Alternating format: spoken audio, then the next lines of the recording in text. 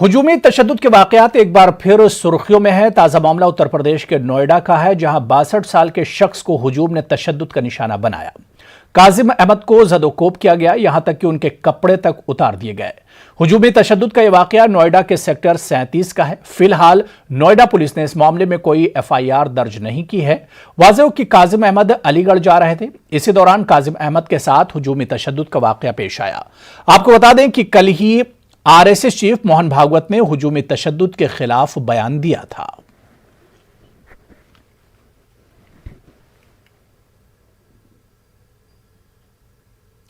मुस्लिम personal law board के रुकन कमाल फारूकी ने RSS सरबराह मोहन भागवत के जरिए दिए गए बयान का इस्तकबाल किया है। न्यूज़ 18 से बात करते हुए कमाल फारूकी ने कहा कि बयान को मुस्बत अंदाज में लेना चाहिए, लेकिन जो बयान आया है इस पर अमल भी होना चाहिए।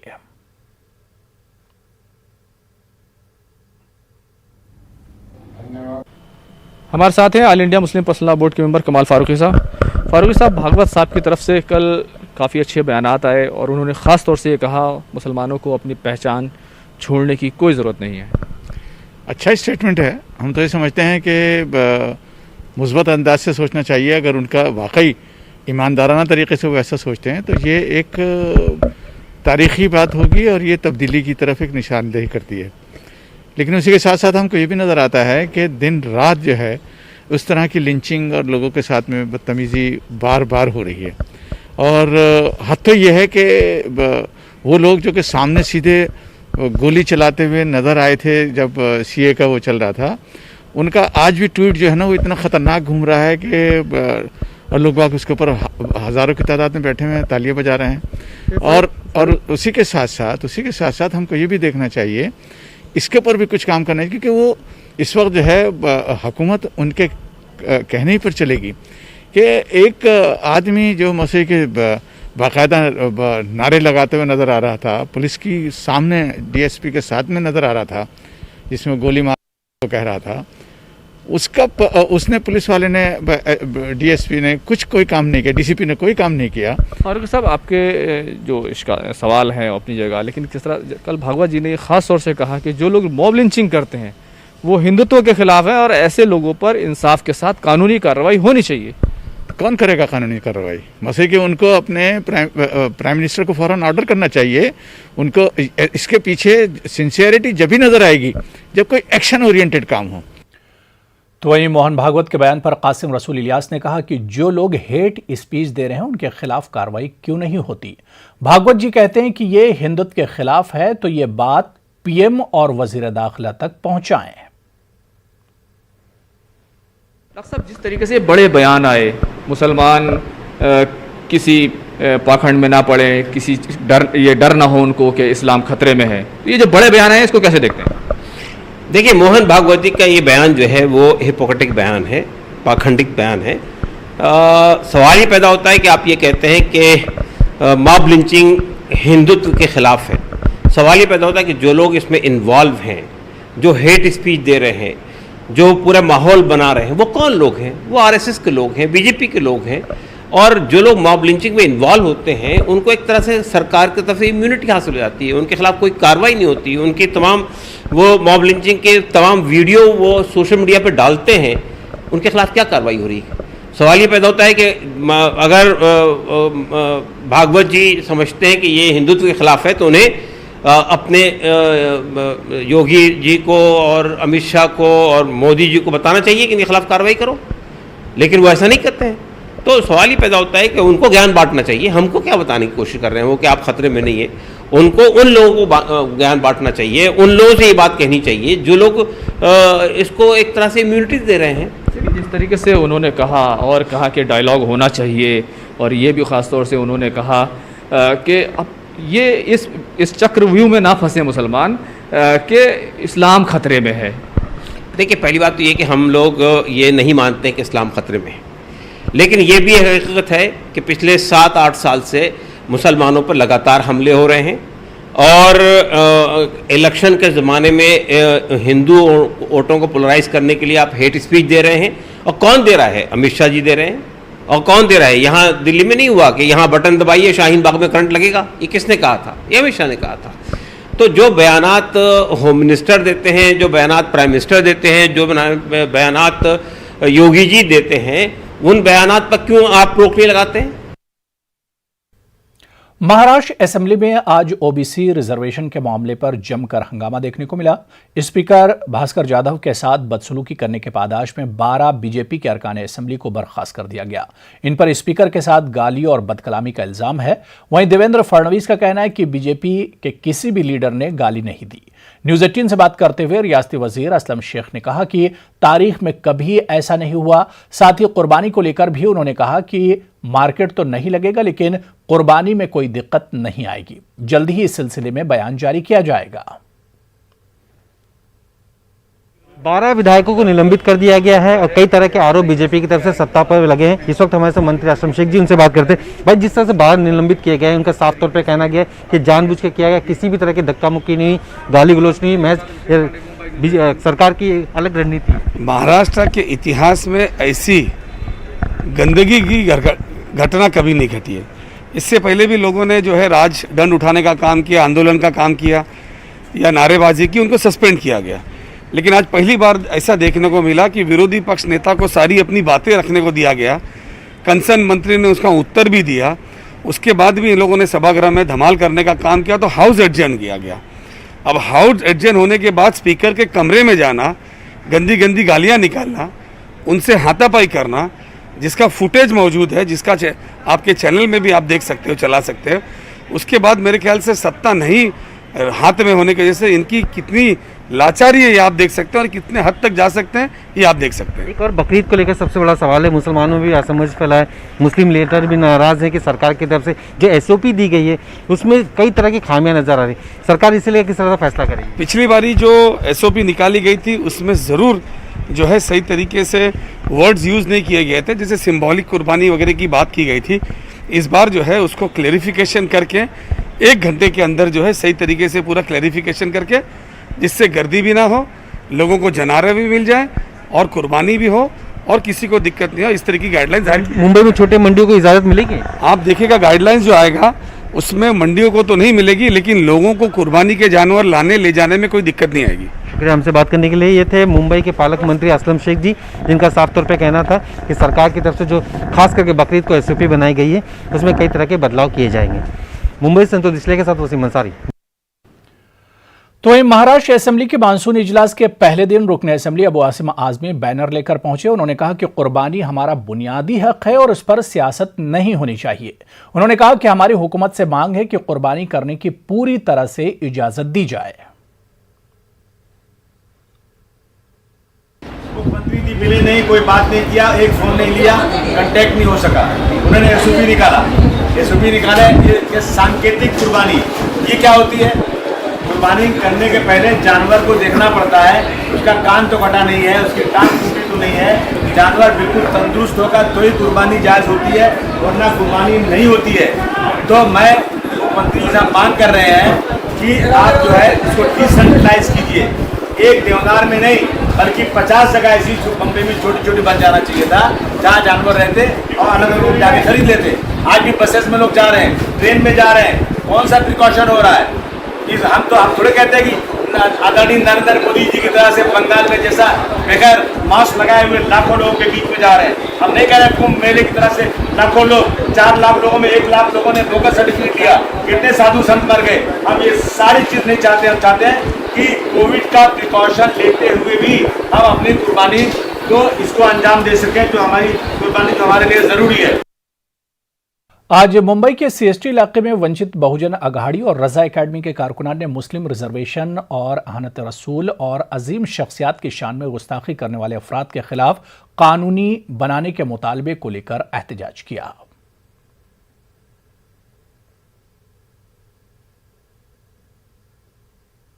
महाराष्ट्र में मुस्लिम समुदाय के 5% रिजर्वेशन को लेकर और धार्मिक प्रतीकों का उपयोग कर जो दंगे कराने की षड्यंत्र करते हैं, उनके विरोध में एक कड़ा कानून बनाने की मांग को लेकर विधानसभा के अधिवेशन पर धड़क मोर्चा आयोजित किया गया था। पुलिस विभाग ने जगह जगह पर कार्यकर्ताओं को डिटेन किया और दिन भर पुलिस थाने में बिठा कर रखा। जब इस डेलीगेशन को मुख्यमंत्री से मिलने की हमने शर्त रखी थी तो हमें मुख्यमंत्री से मिलाने की शर्त पर मंत्रालय लेकर गए, लेकिन हमारे सामने अल्पसंख्यक विकास मंत्री नवाब मलिक को ला लिया गया। तब वहां पर वंचित बहुजन आघाड़ी ने उनसे मुलाकात करने से, अधिकार शून्य मंत्रियों से हमें नहीं मिलना है, ये कहते हुए उस वार्तालाप के ऊपर बहिष्कार डालकर वंचित बहुजन आघाड़ी बाहर आई है। वंचित आघाड़ी की ये भूमिका है कि हम मिलेंगे तो ठीक मुख्यमंत्री से मिलेंगे, सीधे मुख्यमंत्री से मिलेंगे, अन्यथा हम नहीं मिलेंगे। ये हमारी ठोस भूमिका है। फिल्मसाज और हिदायतकार साजिद नाडियाडवाला की सत्यनारायण कथा वेब सीरीज पर मध्य प्रदेश में सियासत जारी है। संस्कृति बचाओ मंच ने वेब सीरीज पर पाबंदी लगाने के मुतालबे को लेकर एहतजाज करते हुए जहां भोपाल थाना टीटी नगर में एफआईआर दर्ज करवाने का मुतालबा किया है, वहीं मध्य प्रदेश के वजीर बराए मेडिकल एजुकेशन विश्वास सारंग ने भी ऐसी फिल्म और वेब सीरीज पर पाबंदी लगाने की बात कही है जिससे किसी मजहब और अकीदे के लोगों के जज्बात मजरूह होते हैं। इन्हें बर्दाश्त नहीं किया जा सकता है। जबकि कांग्रेस एमएलए आरिफ मसूद ने अपना बयान जारी करते हुए मजहबी जज्बात को मजरूह करने वाली सभी फिल्मों और वेब सीरीज पर पाबंदी लगाने का मुतालबा किया। वहीं उन्होंने सवाल भी किया है कि माजी में ऐसी बहुत सी फिल्में बनाई गई हैं जिनसे खास मजहब के जज्बात मजरूह हुए थे, तब इन लोगों ने इन फिल्मों की हिमायत क्यों की थी। कि साजिद नाडियावाल जो कि एक फिल्म का निर्माण कर रहे हैं, फिल्म का नाम है सत्यनारायण कथा, और सत्यनारायण कथा हमारे सनातन धर्मी लोगों के घर पर हर घर में बाची जाती है, हर घर में कही जाती है। पिछले कुछ सालों से हम देख रहे हैं कि हमारे यहाँ हिंदू धर्म की जन भावनाओं को ठेस पहुंचाने के प्रयास किए जा रहे हैं और हमारे देवी देवताओं को कहीं ना कहीं अपमानित करने का प्रयास किया जा रहा है। मैं भी कहता आया हूँ, वेब सीरीज और इस तरह के जहाँ सेंसर बोर्ड नहीं है वो हिंदू दर्शन और हिंदू भावनाओं पर कुठाराघात करते हैं, वो सहन नहीं किया जाएगा। केवल अपने को चर्चाओं में रखने के लिए यदि इस तरह के निर्माण होंगे तो हिंदुस्तान में उसको अलाउ नहीं करना चाहिए। इस पिक्चर को लेके जो विवाद हुआ है कि इसका नाम बदल दिया जाए और हिंदू समाज को इसका बुरा लगा है, तो वास्तव में बुरा लगना भी चाहिए। और इस बात का मैं शुरू से प्रखर विरोधी हूँ कि कोई भी मजहब के मानने वाले को उसके मजहब के खिलाफ जब बात की जाएगी तो उसको बुरा लगेगा और वो लगना वाजिब है। और मैं हमेशा से ये कहता आया हूँ कि कोई भी पिक्चर है जो पैसा कमाने के लिए बनती है, मनोरंजन के लिए बनती है, उसमें धार्मिक चीज़ों का इन्वॉल्वेशन नहीं होना चाहिए और उसका मैं विरोध करता हूँ। औरंगाबाद पुलिस ने ऑनलाइन हथियारों की खरीदो फरोख्त का पर्दाफाश करने का दावा किया है। इस मामले में एक मुलजिम को गिरफ्तार किया गया है। पुलिस का दावा है कि मुलजिम के कब्जे से 40 से ज्यादा तलवारें जब्त की गई हैं, जबकि मुलजिम का कहना है कि कारोबार के लिए इसने खिलौना हथियार मंगवाए थे। शनिवार 3 तारीख को हमें जानकारी मिली कि एक आदमी शहर में कुरियर कंपनी के माध्यम से तलवार पार्सल ऑर्डर किया है। इस हिसाब से हमने पुंडलिक नगर की टीम ने एक ट्रैप लगाया और एक ब्लू डार्ट कंपनी की एक व्हीकल हमने ताबे में लिया। उसकी झड़ती लेने के बाद हमें उसमें से 5 तलवारें बरामद हुई। आरोपी का नाम इरफान खान उर्फ दानिश खान ऐसा निष्पन्न हुआ, जो रहने वाला बाईजीपुरा जिनसी पुलिस स्टेशन की हद ये है। आरोपी को कल लेट नाइट में हमने अरेस्ट किया है और उससे और हमें 36 तलवारें, टोटल कुल मिलाकर 41 तलवारें, 6 कुकरी और 2 गुप्ती ऐसे घातक हथियार बरामद किए गए। आरोपी को अरेस्ट किया गया है और अभी इस पूरे अपराध की जांच जिनसी पुलिस स्टेशन कर रही है। कोरोना वबा के सबब औरंगाबाद शहर के सरकारी अस्पतालों में खून की शदीद किल्लत का सामना है। हालात की नज़ाकत को देखते हुए फलाही तंजीमें ब्लड कैंप मुनक्किद करके इस ज़रूरत को पूरा करने की कोशिश कर रही हैं। बसर फाउंडेशन की जानिब से अतिया खून कैंप में सैकड़ों अफराद ने अपने खून का अतिया दिया। दिन भर चले इस कैंप में 250 से ज्यादा ब्लड किट जमा हुए। फाउंडेशन के जिम्मेदारों का कहना है कि कैंप में बरादरान वतन ने बढ़ चढ़कर हिस्सा लिया। इस कैंप में एक ऐसे शख्स ने भी अपने खून का अतिया दिया जो अब तक 78 मरतबा खून का अतिया कर चुका है।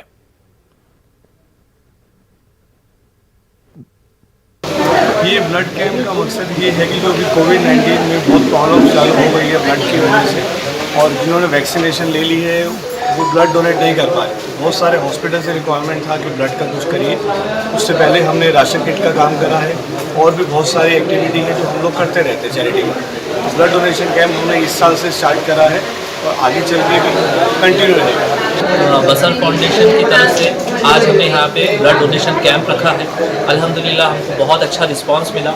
हम ये चाहते हैं कि ये ब्लड डोनेशन से किसी ज़रूरतमंद की ज़रूरत पूरी हो और आगे भी चल के हम ऐसे ब्लड डोनेशन कैंप लेते रहेंगे। आज हमको रिस्पांस बहुत अच्छा मिला, ना कि मुस्लिम नॉन मुस्लिम सब ने आके यहाँ पे उनका ब्लड का अतिया दिया। आज तक मैंने 78 ब्लड डोनेशन कर चुका हूँ और आज मेरा बसर फाउंडेशन पे 78 ब्लड डोनेशन हुआ है और मैं आज भी जो है ये उम्मीद करता हूँ कि इंशाल्लाह ये 100 का टारगेट पूरा करूँगा।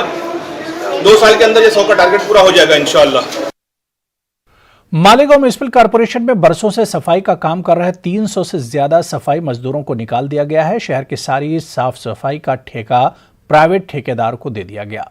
कोविड महामारी में इन मजदूरों ने जान पर खेलकर अपनी खिदमत अंजाम दी और जैसे ही कोविड का असर कम हुआ, पूरा मामला ठेकेदार के हवाले करते हुए कारपोरेशन ने इन मजदूरों को काम से निकाल दिया। ये मजदूर अब परेशान हैं और अपनी तहरीक में शिद्दत लाने की तैयारी में हैं। साहब जब कोरोना चालू हुआ था शुरुआत में, जब बहुत गांव लोग मर रहे थे, उस पीरियड में हमने काम करे। क्यों करे? जान जोखिम पे डालकर बाल बच्चे का गुजारा करके हमने इतने समस्या में हमने काम करे साहब। हाँ, हमने दिन नहीं रात नहीं देखे, हमको कोई पानी भी नहीं देता था, पानी भी कोई हमको देता नहीं था। सब कर्मचारी हम दिन भर 6 बजे से तो 7 बजे तक काम कर जाते थे हम। हाँ, 11 बजे आते थे हम, 11 बजे से 2 बजे तक कॉलेज ग्राउंड पे। मध्य प्रदेश में 12 नुकाती मुतालबात को लेकर नर्सों की हड़ताल 6वें दिन भी जारी है। नर्सों की हड़ताल पर साबिक सीएम कमलनाथ के जरिए ट्वीट करके हिमायत देने और नर्सों के मुतालबात को जल्द पूरा किए जाने के मुतालबे पर बीजेपी ने अपने सख्त रद्द-ए-अमल का इजहार किया है। मध्य प्रदेश के वज़ीर बरा मेडिकल एजुकेशन विश्वास सारंग ने साबिक सीएम कमलनाथ पर तनकीद करते हुए सवाल किया है कि इनके अहद में भी नर्सों के यही मसाइल थे, तब इनका हल क्यों नहीं निकाला गया। दूसरी जानिब नर्सों के हड़ताल पर जबलपुर हाईकोर्ट के जरिए जारी किए गए नोटिस पर आज मध्य प्रदेश हुकूमत और नर्स एसोसिएशन ने अपना जवाब दाखिल कर दिया।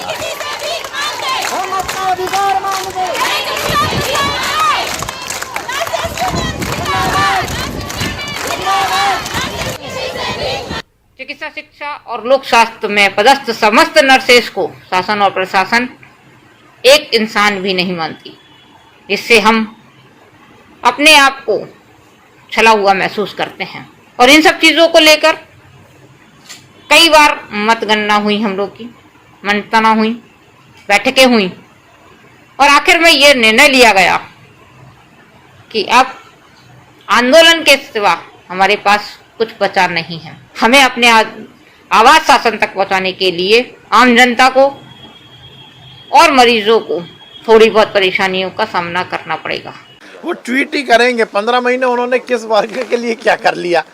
15 महीने जब वो मुख्यमंत्री थे तब भी तो नर्स थी और तब भी तो नर्सों की ये समस्याएं और ये मांगे थी। उस समय कमलनाथ जी ने क्यों नहीं किया ट्वीट या क्यों नहीं लिया कोई निर्णय? फिर राजनीति करना यही उनकी आदत है। भोपाल को झीलों की नगरी और तालाबों का शहर कहा जाता है। शहर में छोटे बड़े 19 तालाब हैं, लेकिन अदम तवज्जोही के सबब सभी तालाब गंदगी के शिकार हैं। मध्य प्रदेश भारतीय जनता पार्टी अक़लियती मोर्चा ने डॉक्टर श्यामा प्रसाद मुखर्जी की जयंती के मौके पर सभी तालाबों को साफ करने का सिलसिला शुरू किया है, जो 6 जुलाई तक जारी रहेगा। तालाबों की सफाई का अमल भोपाल के नायब काजी सैयद बाबर अली की निगरानी में शुरू किया गया है।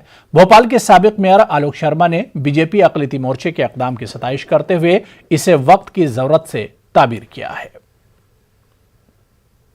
के नायब काजी जी की उपस्थिति में ना तो ये तालाब को हम गंदा करेंगे ना किसी को करने देंगे, क्योंकि कहीं ना कहीं भोपाल का बड़ा तालाब, भोपाल का छोटा तालाब, भोपाल का नवाब सिद्दीक हसन साहब का तालाब, भोपाल का मोतिया तालाब, भोपाल का शाहपुरा तालाब, भोपाल का लेंडिया तालाब इस शहर की आत्मा, इस शहर के प्राण है, इस शहर की धरोहर है। इसको सजाना, इसको संवारना, इसको सुरक्षित रखना हम सब की जवाबदारी है। आज भारतीय जनता पार्टी अल्पसंख्यक मोर्चे के कार्यकर्ताओं ने देश के यशस्वी प्रधानमंत्री आदरणीय नरेंद्र मोदी जी का जो आह्वान है, भारतीय जनता पार्टी के राष्ट्रीय अध्यक्ष जगत प्रकाश जी का, नड्डा जी का जो आह्वान है कि हमको पूरे देश के ताल तालाबों को, कुएं हों, बावड़ी हों, उनको प्लास्टिक मुक्त करना है। अंजुमन यादगार कमेटी को लेकर तनाज़ा खत्म होता नजर नहीं आ रहा है। अब इसमें नया मोड़ आ गया है। साबिक सदर मोहम्मद आरिफ ग्रुप ने अपने तौर पर एक कमेटी बनाकर अंजुमन को चलाने का दावा किया है, जबकि मौजूदा कमेटी के सेक्रेटरी एहतशाम चिश्ती ने कहा कि यह कमेटी आवाम को धोखा दे रही है।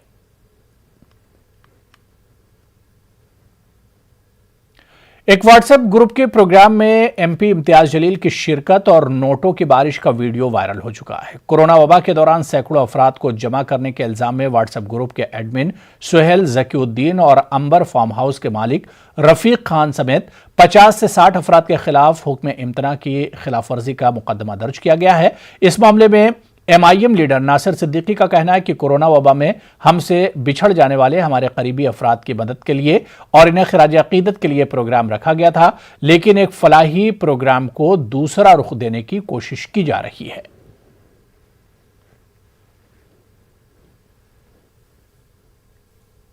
एक सोशल गैदरिंग रखी गई थी और उसके अंदर क्योंकि कोरोना का पीरियड चल रहा है तो उसके अंदर सारे मेंबर्स को नहीं बुलाते हुए कुछ मेंबर्स को बुलाया गया था। और उसका बुलाने का मकसद भी ये था कि पिछले साल में हमारे कुछ ऐसे मेंबर्स हैं जो बहुत ज़्यादा एक्टिव रहते थे या वन वाइज मजलिस का हिस्सा थे, तो उनका इस कोरोना पीरियड में देहांत भी हुआ, तो उनके लिए खिराज अकीदत भी पेश करनी थी और साथ ही साथ इनके घरों तक एक माली इमदाद भी पहुंचाई गई। और उसके साथ में मैं समझता हूं कि कुछ गज़ल और ख़वाली का जो है एक डिसेंट प्रोग्राम रखा गया था। नाज़रीन, जहां एक जानिब तमाम प्राइवेट स्कूल कोविड के दौर में तालिब इल्मों को एक पैसे की छूट देने को तैयार नहीं है, वहीं मुंबई के मलाड मालवाड़ी के होली स्टार इंग्लिश स्कूल के नौजवान प्रिंसिपल हुसैन शेख ने अपने स्कूल के ज़रूरतमंद बच्चों के पूरे साल की फीस माफ़ कर दी। यही नहीं बल्कि इन ज़रूरतमंद तलबा के घरों तक राशन भी पहुंचाया। हुसैन शेख ने यह मुश्किल सफ़र अकेले ही शुरू किया था और अब इनके साथ कारवां बनता जा रहा है। हुसैन शेख आज तमाम नौजवानों के लिए मिसाल राह बन गए हैं। 35 साल के हुसैन शेख मलाड मालवड़ी में Holi star English medium school के प्रिंसिपल और ओनर हैं। कोविड के इस मुश्किल दौर में हुसैन शेख ने अपने स्कूल में इक्तिसादी तौर पर बदहाल और जरूरतमंद तालिब इल्मों की न सिर्फ स्कूल फीस माफ की बल्कि उनके अहले खाना तक राशन भी पहुंचाया। इस कार्य खैर के बारे में आइए खुद हुसैन शेख से ही सुनते हैं। मालवनी लगभग बहुत ही करीब इलाका है और यहाँ पर हम पिछले 13 साल से स्कूल चला रहे हैं और हमारे पास 1500 बच्चे पढ़ रहे थे, जिसके अंदर से हमने 1000 बच्चों की पूरे साल भर की फीस को माफ़ कर दिया। हमने ये ध्यान दिया कि बच्चों के घरों में खाने के लिए नहीं था और हमारे पास पेरेंट्स जब पिछले बार लॉकडाउन लगा तो खाने की रिक्वेस्ट लेके हमारे पास आ रहे थे, तो हमने हमारे पास जो पैसे रखे हुए थे, जो मैंने अपनी बच्ची की FD के लिए रखा था, वो पैसा मैंने पूरा का पूरा हमने 20,000 राशन की किट बांट दिया पिछले साल में। देखिए, जब इंसान के लिए काम आता है तो बेशक सबसे ज़्यादा उसके दिल को सुकून मिलता है, तो मुझे लगता है ये सबसे बेहतरीन काम एक इंसान कर सकता था, जो मुझे मौका मिला और मैंने कर दिया। तलबा की पढ़ाई में रखना ना पड़े, हुसैन शेख ने इसके लिए भी शानदार पहल की और स्कूल के बाहर सपोर्ट फॉर स्टूडेंट का डोनेशन बॉक्स लगा दिया, जिसमें लोग बढ़ चढ़ कर मदद भी कर रहे हैं। सबसे अहम कि इस कार्य खैर के लिए उन्होंने अपना घर और अपनी अहलिया के जेवर तक बैंक में गिरवी रख दिए, अपनी FD तक तोड़ दी। हुसैन शेख की बेलौस काविशों की हर जानिब खूब सताइश की जा रही है। समझे कि मतलब फ्री में पढ़ रहे मेरे बच्चे, मैंने अभी तक फीस भरी नहीं है। अभी सर बोल दिए कि मतलब तुम्हारे सब बच्चे का फीस माफ हो गया। एक बच्चा हाई स्कूल यहाँ पास होके निकल गया है, 3 बच्चे हैं। खुशी तो होगी ना, परेशानी था, अभी परेशानी हट गई तो थोड़ा खुशी तो हो ही जाएगा ना इंसान को। यस सर, मेरी बेटी 1st स्टैंडर्ड में है, तो इन्होंने पूरा साल का फीस माफ किया और प्लस है ना मुझे पूरा साल राशन किट भी मिलता रहा, मंथ वाइज जो भी रहता है, क्योंकि मेरे हस्बैंड की जॉब भी बंद हो चुकी थी और रेंट पे हम लोग रहते हैं, तो इसके लिए थोड़ा सा फीस मेरा पेंडिंग रह गया था, तो सर ने वो भी क्लियरली माफ कर दिए और प्लस ये साल का भी 1000 रुपीज उन्होंने छूट दिए है। न्यूज़ 18 उर्दू हुसैन शेख और उनके साथ इस नेक काम में जुड़े तमाम लोगों की बेलौस खिदमत की सताइश करता है, नेक ख्वाहिशात का इजहार करता है। हुसैन शेख की काविशों ने ये साबित कर दिया कि अगर नियत नेक हो, कुछ कर गुजरने का जज्बा हो, तो कोरोना के इस मुश्किल दौर में भी यूं ही चलती रहेगी जिंदगी।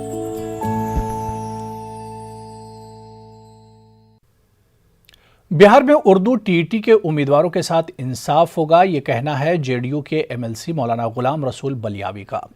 मौलाना गुलाम रसूल बलियावी ने न्यूज़ 18 से बात करते हुए कहा कि नीतीश कुमार की हुकूमत में ही स्कूलों में असातिज़ा की बहालियां हुई हैं और इन्हीं की हुकूमत में टीटी उर्दू के उम्मीदवारों की बहाली भी मुमकिन होगी।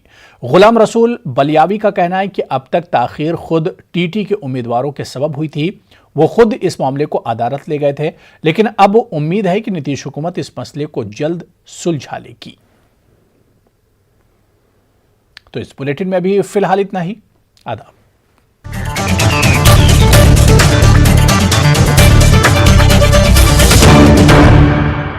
1200 plus reporters, 66